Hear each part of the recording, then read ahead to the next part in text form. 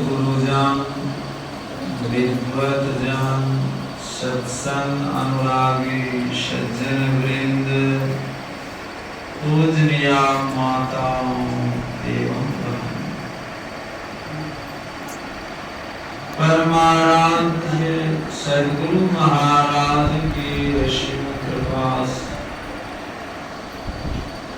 हम लोग संतवत सत्संग मंदिर जयपाल भट्टी में आदरणीय श्री संजीव बाबू के नाती शिवांश आर्य के जन्म दिवस के शुभ अवसर पर यहाँ ब्राह्मणकालीन संत मत सत्संग में भाग लिए हुए और ब्राह्मणकालीन स्तुति विनती के पश्चात रामचरितमानस सार सटीक सप्तम सोपान उत्तरकांड और परमाराध्य सद्गुरु महाराज के अमृतमय प्रवचन का पाठ श्रवण। संत पलटू साहब कहते हैं कि धन जननी जिन जाया है, सुत संत सखी तन मन धन उन बेले दीजे सतनाम जिन पाया है।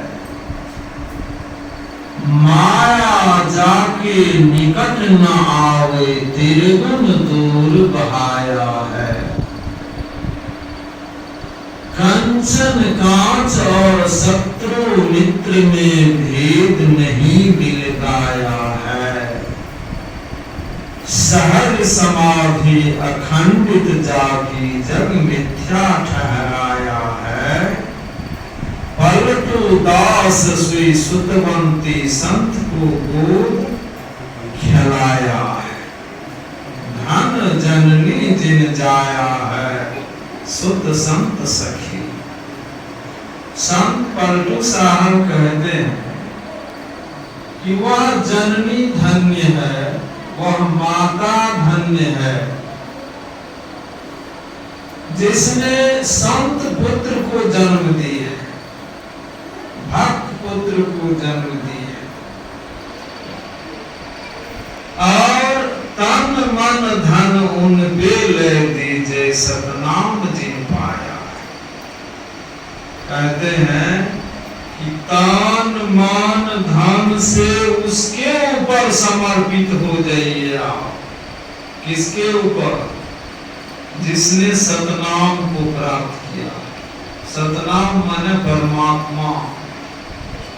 परमात्मा को जिसने प्राप्त कर लिया है, उसके ऊपर तन मन धन से समर्पित हो जाइए आप। वे आपका कल्याण कर देंगे। क्यों? उसने अपना कल्याण स्वयं कर लिया है, इसलिए आपका भी कल्याण कर देंगे। जिसने अपना कल्याण नहीं किया है, वह आपका कल्याण नहीं कर सकता है। इसलिए मुस्तैदी के साथ ऐसे संत महापुरुषों के चरण कमल में समर्पित हो जाना चाहिए। संत चरणदास जी महाराज कहते हैं कि धूली जैसो धन जाको सूली सो संसार सुख। धान को जो धूल समझता है, धान को जो धूला समझता है, जो धान के लिए व्याकुल नहीं रहता, जो धान के लिए रोता नहीं है, रोता है जो इसके लिए संत सद्गुरु के लिए जो रोता है, उसके ऊपर समर्पित हो जाए। धन को धूल समझता है, धन के लिए व्याकुल नहीं रहता। तो महाराज अपने प्रवचन में कहते हैं कि धन से बिल्कुल मंगल और कल्याण होने वाला नहीं है। आपका धन केवल आपके सुख सुविधा में काम आ रहा है तो ये बड़ी बात नहीं है। आपका धन दूसरे के दुख में यदि मदद में काम आ रहा है तो ये बहुत बड़ी बात है। आपको बहुत धन है, धन से आप अपने सुख सुविधा भोगते हैं, पूरे परिवार कुटुंब संबंधी को आप उससे सुख सुविधा देते हैं, लेकिन एक गरीब दीन दुखी निसहाय के लिए आपका धन काम नहीं आता है तो फिर वो धन किस काम का है? इसीलिए संत चरणदास जी महाराज कहते हैं कि धूली जैसो धन जाको सूली सो संसार सुख। संसार का पंच विषय का सुख जो है सूली की सजा है। सुन रहे थे ना ये विषय सुख के बारे में पूर्ववक्ता से कि आप सूली की सजा पर आपको चढ़ा दिया जाएगा तब बुझिएगा कि चढ़े हुए हैं सूली की सजा पर। ये पंच विषय का जो सुख भोग रहे हैं तो सूली की सजा ही आप भोग रहे हैं, सूली की सजा ही काट रहे हैं आप। धूली जैसो धन जाको सूली सो संसार सुख। बड़ाई बिच्छू जैसी नागिनी श्रीनारी साप जैसो सम्मान। कहती बड़ाई जो है, प्रशंसा जो है, यश जो है, गुणगान जो है, ये बिच्छू है। अपनी बड़ाई अपने मुख से नहीं करनी चाहिए, अपनी बड़ाई अपने कान से भी नहीं सुनना चाहिए। एक बार राजकुमार अर्जुन अपनी बड़ाई अपने मुख से किए थे। भगवान श्री कृष्ण ने कहा कि हे अर्जुन, अपनी प्रशंसा अपने से करना मरण के समान है। अपनी बड़ाई अपनी प्रशंसा अपने से कभी नहीं करनी चाहिए और कोशिश रहनी चाहिए कि अपने कान से हम अपनी बड़ाई प्रशंसा को नहीं सुने। साप जैसो सम्मान, सम्मान आदर प्रतिष्ठा यदि मिल रहा है तो आप उसको साफ समझिए, आपको गिराएगा नीचे। साफ समझिए, यदि आप कहीं अपमानित हो रहे हैं, कहीं आपका अपमान अनादर तिरस्कार हो रहा है तो उसमें आप खुश होइए। जय गुरु महाराज, उसमें खुश होइए आप। सम्मान आदर प्रतिष्ठा में खुश मत होइए। तो जरूरी है कि संत पलटू साहब जो कहे हैं कि धन जननी जिन जाया है सुत संत सखेरी, तन मन धन उन पे ले दीजिए सतनाम जिन पाया। तन मन धन से पहुँचे हुए संत सदगुरु के चरण शरण में समर्पित हो जाना है, वो कल्याण कर देंगे। क्या बैटरी काम नहीं करता।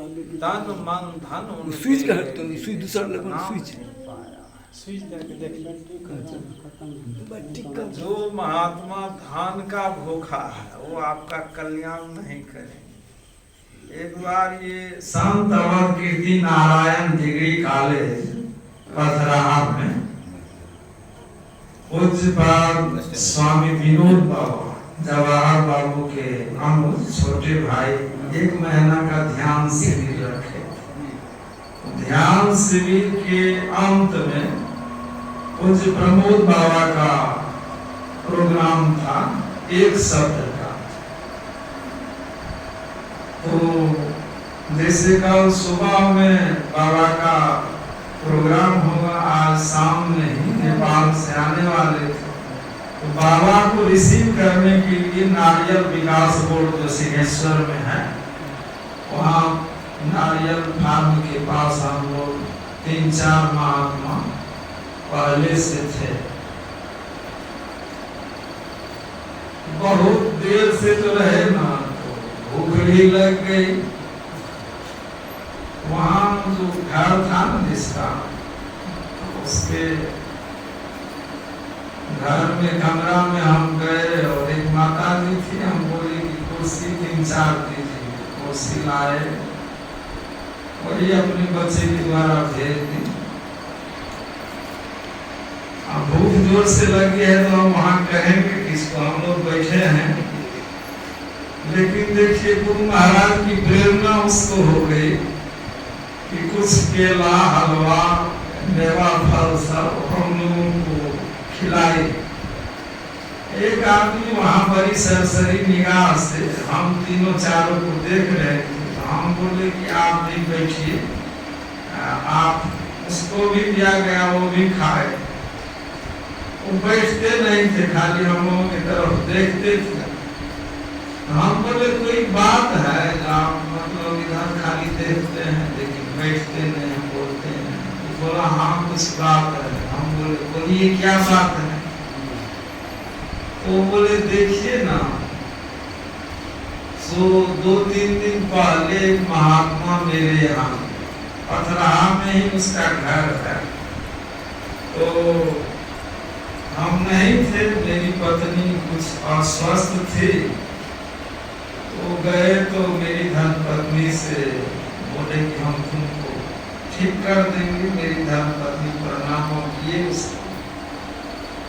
तो मेरी धर्मपत्नी को बोले कि देखो तुम्हारा जो गहना जेवर है ना, उसमें बहुत मैल जम गया, इसी कारण से तुम्हारी तबीयत बराबर दब रहती है।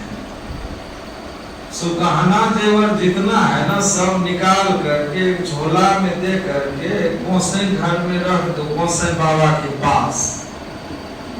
तुम चली जाओ, फूल तोड़ लाओ, खूब थोड़ा फूल तोड़ना।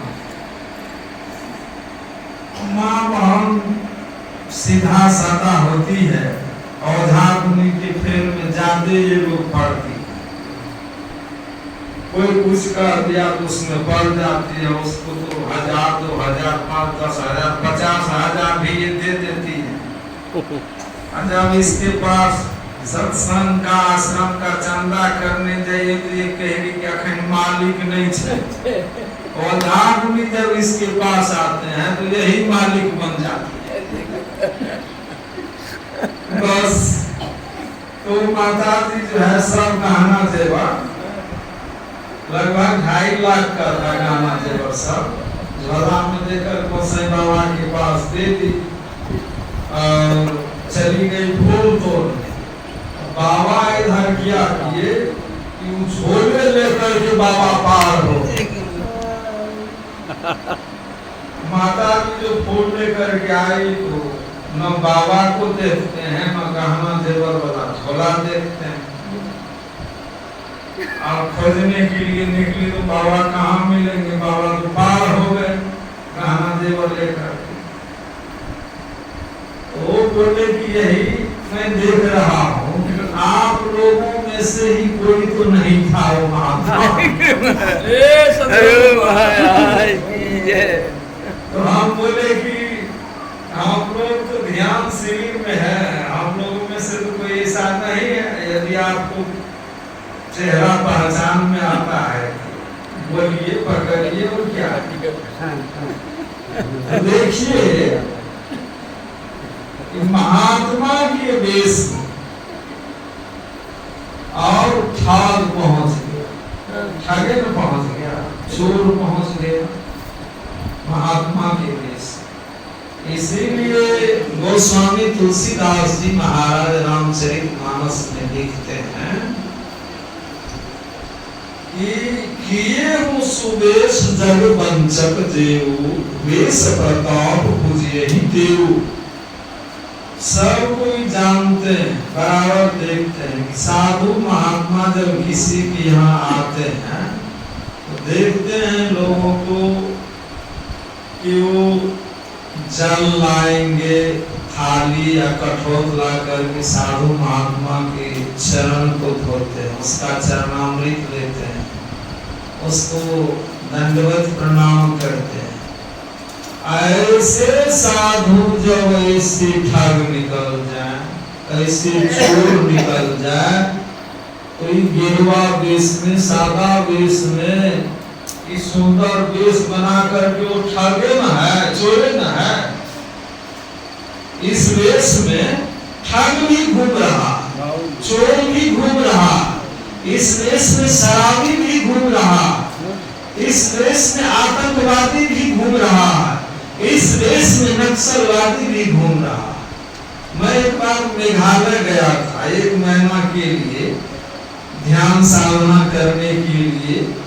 प्रिय संगमा जो लोकसभा के अध्यक्ष थे पूर्व में, उसी के मकान में दरभंगा तरफ का एक प्रोफेसर रहता था, डॉक्टर LR साहब। हमसे बड़ा प्रेम था उसको, और वो भी संत मत में थे, और वो भी बड़े ध्यानी थे। बहुत आग्रह किए थे हमको, एक बार आए तो मैं गया था वहाँ, 1 महीना उसके साथ रहकर ध्यान साधना किया। तो सवेरे में जब हम निकलते थे तो प्रोफेसर साहब कहते थे कि इसी मकाने में आप टहल लीजिए, अंदर बाहर नहीं निकलिए। हम बोले क्यों? वो बोले कि गेरुआ वेश में मेघालय में ज्यादातर आतंकवादी घूमता है, पुलिस उसको पकड़ लेती है, तो तब हम उसी मकाने में वॉकिंग कर लेते थे। तो देखिए कि सुंदर वेश बनाकर और लोग साधु का वेश बनाए हैं, इसका कितना बड़ा महत्व है। और ठग लेते हैं लोगों, ये हूँ सुवेश ठग पंचक देव, पंचक मन ठग। सुंदर वेश बना करके संसार को ठगना नहीं चाहिए। वैसे तो कोई किसी को ठगता नहीं, स्वयं ठगा जाता है। यदि इस वेश में हम गलत करेंगे ना, बड़ा बुरा परिणाम भोगना पड़ता है। चाहे किसी भी वेश वाला कोई भी गलत करे तो परिणाम तो उसको बुरा भोगना ही पड़ेगा। कुवेश कुवेश साधु सन्मानो बिनी, जिनी जग जामवंत हनुमानो। कहते हैं कि खराब वेश बना करके भी यदि साधु रहते हैं, आप हनुमान जी का वेश देखिए कैसा, जामवंत का वेश कैसा, लेकिन दुनिया के लोग उसको साधु मानते हैं। भगवान राम से ज्यादा पूजा हनुमान जी की होती है, तो भगवान राम से कई गुना ज्यादा मंदिर हनुमान जी का। राम ते अधिक राम कर दासा। आप देखिए कि हनुमान जी, जामवान, ये लोग कैसे अपने इस शरीर को सफल किए। हम इस मनुष्य शरीर में भी आकर के यदि साधु वेश में भी आकर के यदि ठग वाला, चोर डकैत वाला काम, आतंकवादी नक्सलवादी वाला काम करते हैं, तो इस वेश को हम कलंकित करते हैं। इस वेश को निष्कलंक रखना चाहिए, निष्कलंकित होना चाहिए ये वेश वाला। तो जरूरी है मुस्तैदी के साथ जब हम ध्यान और सत्संग करेंगे, तब हम संसार को नहीं ठगेंगे। ध्यान और सत्संग हमको प्रेरित करता रहेगा अच्छा काम करने के लिए। तो मैं कह रहा था कि धन जलनी जिन जाया है, सुख संत सखीरी, धन मन धन उन पे ले दीजे, सतनाम जिन पाया है। माया जाके निकट ना हुए, तेरे गुण दूर बहाया। देखिए कहते माया जिसके निकट नहीं आती, और तीनों गुण से जो परे हो गए हैं वे संत। माया का अर्थ होता है, मां मन होता है नहीं, या मन होता है जो, जो नहीं है उसे माया कहते हैं, और जो है उसे परमात्मा कहते हैं। लेकिन परमात्मा इस आंख से देखने में नहीं आता, इस चर्म चक्षु से देखने में नहीं आता। परमात्मा जब भी देखने में आएगा तो आत्म दृष्टि चेतन आत्मा से वो ग्रहण होता है। तो जरूरी है हम मुस्तैदी के साथ अभ्यास करें। संत शिशु बाबा कहा करते थे, किसी ने संत की परिभाषा में कहा कि बाबा, जिसको विकार नहीं उत्पन्न होता है उसे संत कहते हैं। बाबा कहते हैं नहीं हुआ परिभाषा, जिनके डर से विकार भागता है उसे संत कहते हैं। इतना अंतर है, सोच। जिनके डर से विकार भागता है उसे संत कहते हैं। एक बार गुरु महाराज के सामने किसी ने प्रश्न उत्तर किया कि जिसके मन में विषय नहीं उत्पन्न होता है उसे सन्यासी कहते हैं। गुरु महाराज कहते नहीं हुआ परिभाषा, जिसके पास मन है ही नहीं उसे सन्यासी कहते हैं। अरे मन जब रहेगा तो कभी न कभी विषय विकार वासना उत्पन्न हो जाएगी, और मने जब नहीं रहेगा तो कहाँ उत्पन्न होगा। जिसके पास मन ही नहीं है उसे सन्यासी कहते हैं। तो माया जाके निकट ना हुए दिल दूर बहाया है। कंचन कांच और शत्रु मित्र में भेद नहीं मिल गाया। कंचन माना होता है सोना, कांच माना शीशा। कहते हैं कि सोना और शीशा में जिसने अंतर नहीं समझा। हम लोग आरती के बाद यहाँ से घर जाएंगे, रास्ते में एक जगह सबको सोना शीशा रखा हुआ मिलता, सब के आगे। तो सोना तो सब कोई उठा लेंगे, लेकिन शीशा उठाएंगे? आपको तो लगता है कि शीशा को रास्ता पर से बगल भी नहीं करेंगे। क्यों? कहीं सोना उठाते कोई देख न जाए।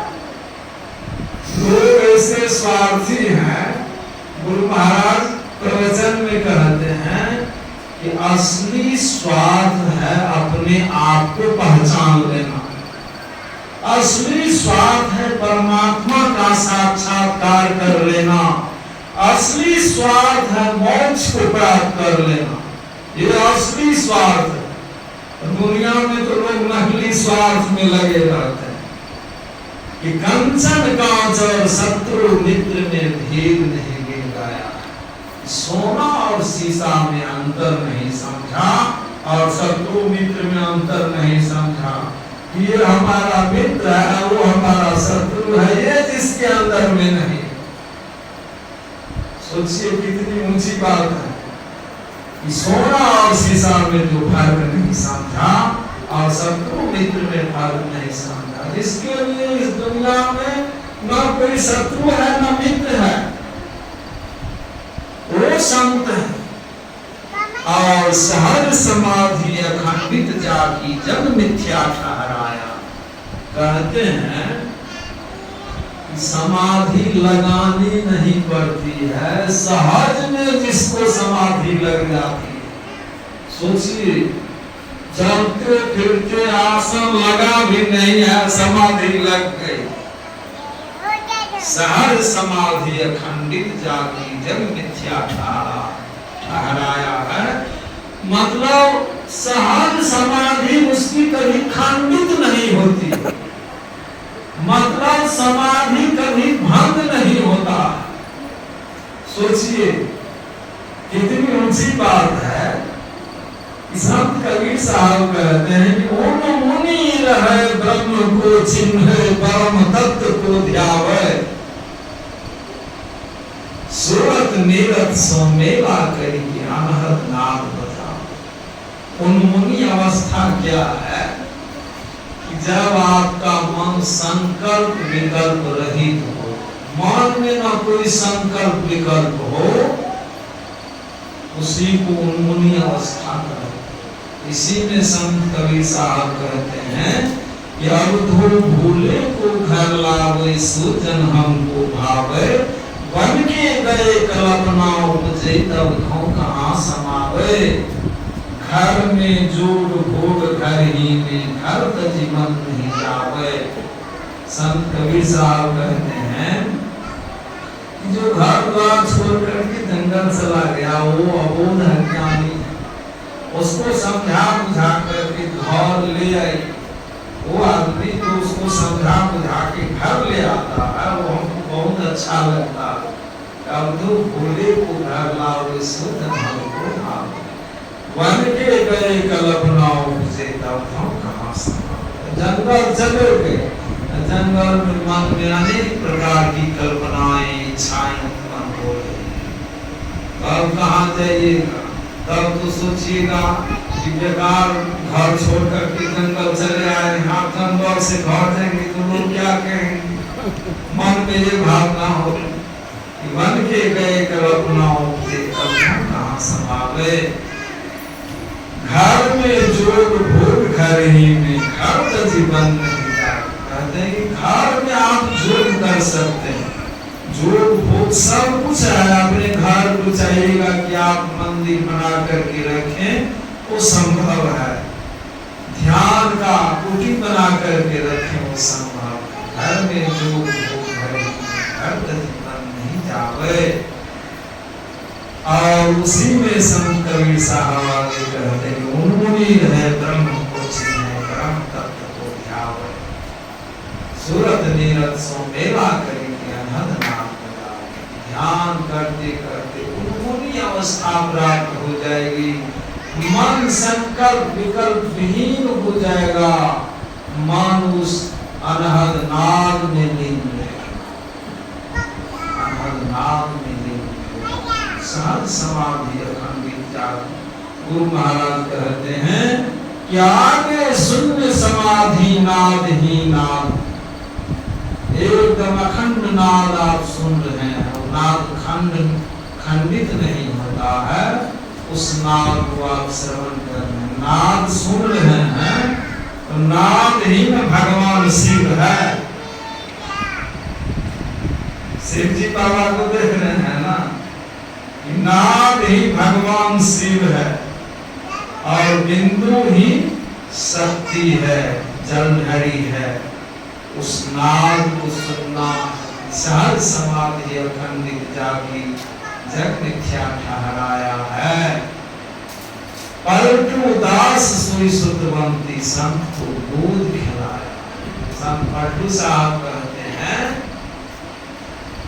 कि वह माता पुत्रवती है जिस माता ने संत पुत्र को गोद में खिलाई, जिस माता ने अपने गर्भ से भक्त पुत्र संत पुत्र को जन्म दिया है, अपने गोद में खिलाई है, उसको वो माता पुत्रवती है।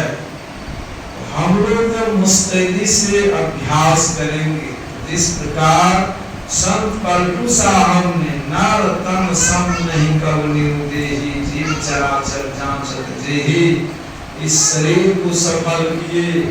परमाराध सद्गुरु महाराज इस शरीर को सफल किए, उस तरह से हम लोगों का भी शरीर सफल हो जाएगा। और हमारा जो है जितना अधिक से अधिक ध्यान का अभ्यास करेंगे, स्मरण करेंगे, जप करेंगे, उतना दिव्य संस्कार बनता जाएगा। और सुन रहे थे कि शांत मिलन के समान सुख नहीं, और दरिद्र के समान दरिद्रता के समान दुख नहीं। संत शिशु बाबा कहते थे कि एक बार सद्गुरु महाराज जो है भीषण गर्मी के समय में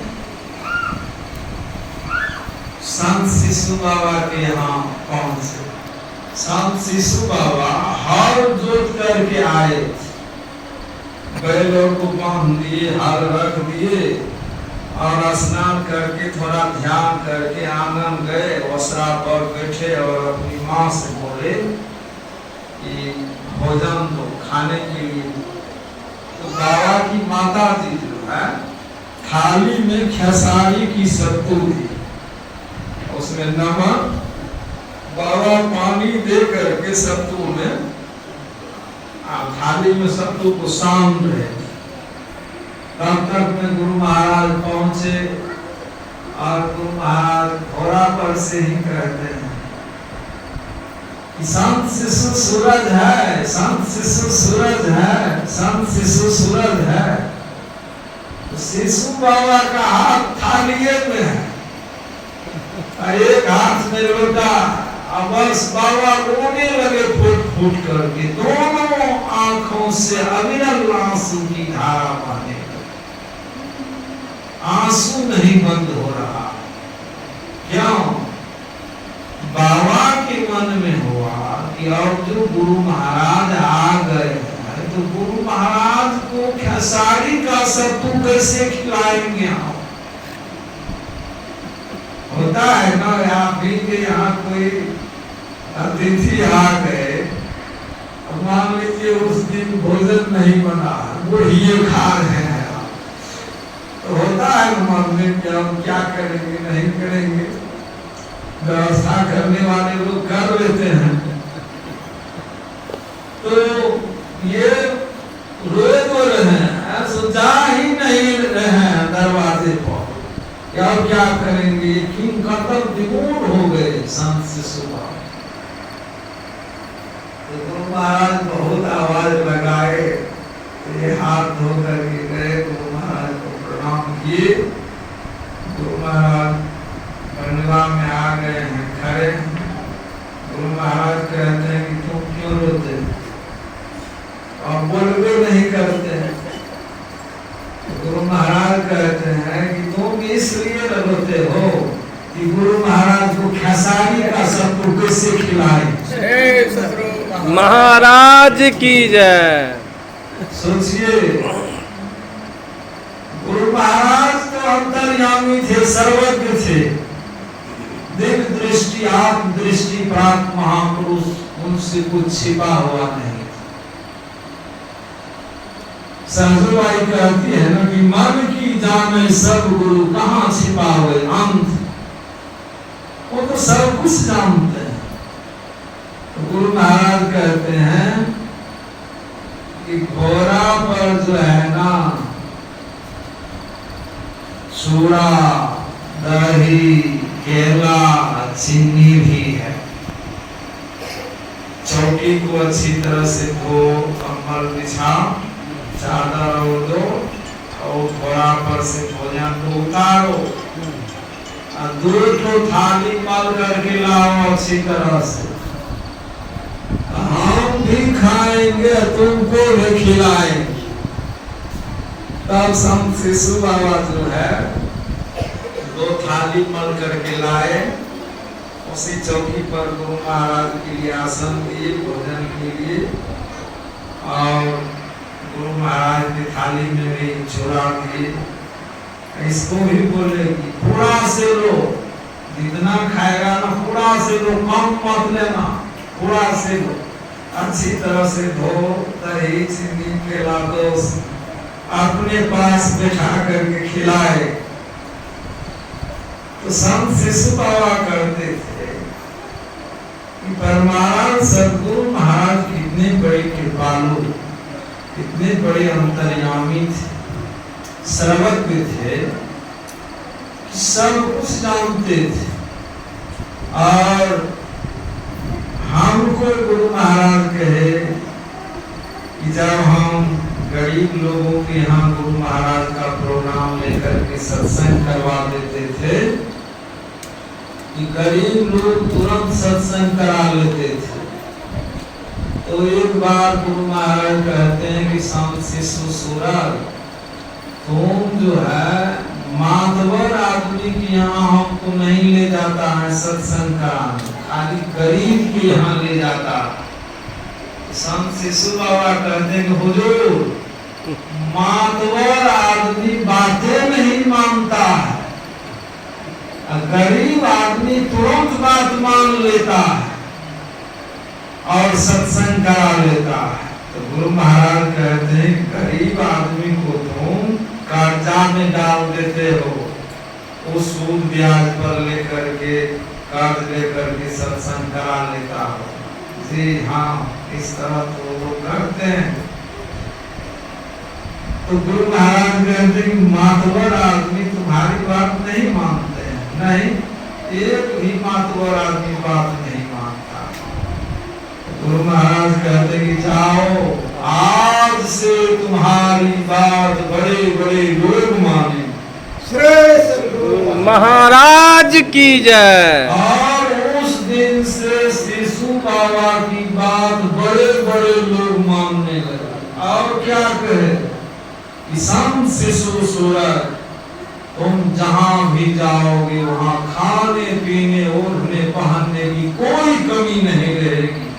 खाने पीने वाला पदार्थ पीछे पीछे घूमेगा, लौटते रहेगा। तो देखिए संत शिशु बाबा के पास जो आर्थिक दृष्टि से जो कमजोरी थी, वरदाने मिल गया कि तुम जहां जाओगे जहां रहोगे वहां खाने पीने की कोई कमी नहीं रहेगी। अपने से न मांगे है वरदान कि हमको ये वरदान दे दीजिए।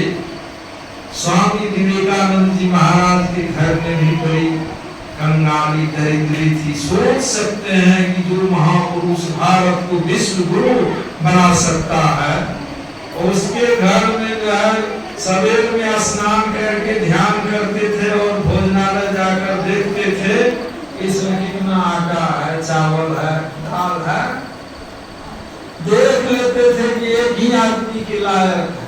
सवेरे निकल जाते थे मित्र के यहाँ, और मित्र जब खाने करते थे तो कहते थे खा कर के आए, मतलब एक रोटी बनेगी, इसमें माँ भी खाएगी, बहन, इसमें हम क्या खाएंगे। एवं प्रकार से कई दिन भूखे रह जाते थे। जीवनी में तो है कि 6 महीने तक केला का पत्ता उसम उसम करके स्वामी विवेकानंद जी महाराज खाए। सोचिए इतनी गरीबी। संत शिशु बाबा कहा करते थे कि टोटे में भक्ति करे ताका नाम सपूत। टोटे मतलब गरीबी, गरीबी अवस्था में, गरीबी मिजाज में रहकर जो भक्ति करता है वह सदगुरु का, परमात्मा का सच्चा सपूत है।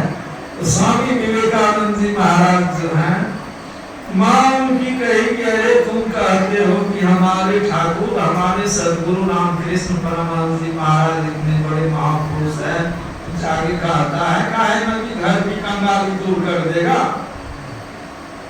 तो गए रामकृष्ण परमहंस जी महाराज को प्रणाम करके बोले कि माँ भेजती है कि घर में बड़ी कंगाली है, बड़ी दरिद्री, खाने के लिए नहीं मिलता। सोच सकते हैं कि जो दाना दाना के लिए मोहताज था वह महापुरुष इस भारत को विश्व गुरु बना सकता है। कितनी बड़ी प्रतिभा, कितना बड़ा योग बल, कितनी बड़ी साधना, कितना बड़ा त्याग था उसके अंदर। रामकृष्ण परमहंस जी महाराज कहते जाओ ना माँ के पास, हाथ जोड़ करके प्रार्थना करके कहना कि मेरे घर की आर्थिक स्थिति ठीक कर दो। जाओ माँ के पास। काली मंदिर आए, प्रणाम करके माँ को हाथ जोड़ करके कहते हैं हे जगत जननी माता काली, तुम मुझे भक्ति ज्ञान और वैराग्य दो। हे माता तुम मुझे भक्ति ज्ञान और वैराग्य दो। हे माता तुम मुझे भक्ति ज्ञान और वैराग्य दो। 3 बार ये मांग लिए चले। रामकृष्ण परमहंस जी महाराज कहते हैं कि मांगा, मांगा, हुजूर याद ही नहीं रहा धन मांगने का। कहते फिर जाओ माँ से धन मांग लो। फिर गया, माँ मुझे भक्ति ज्ञान वैराग्य दो, माँ मुझे भक्ति ज्ञान वैराग्य दो, माँ मुझे भक्ति ज्ञान वैराग्य दो। फिर आया, धन मांगा, नहीं हुजूर यादें नहीं रहता है धन। तो ऐसा बाबा से कहते खाली टके याद रहे, खाली पैसा के याद चल सिंहासन पर, मंच पर, कुर्सी पर कतना चढ़ गया। ध्यान जिसका लगाना चाहिए उसका नहीं लगा, इसका ध्यान लगा लीजिए ना, धान पीछे पीछे बुलाते रहेगा। फिर तीसरी बार भेजे, धान नहीं मान करके कहते माँ मुझे भक्ति ज्ञान वैराग्य दो, माँ मुझे भक्ति ज्ञान वैराग्य दो, माँ मुझे भक्ति ज्ञान वैराग्य दो।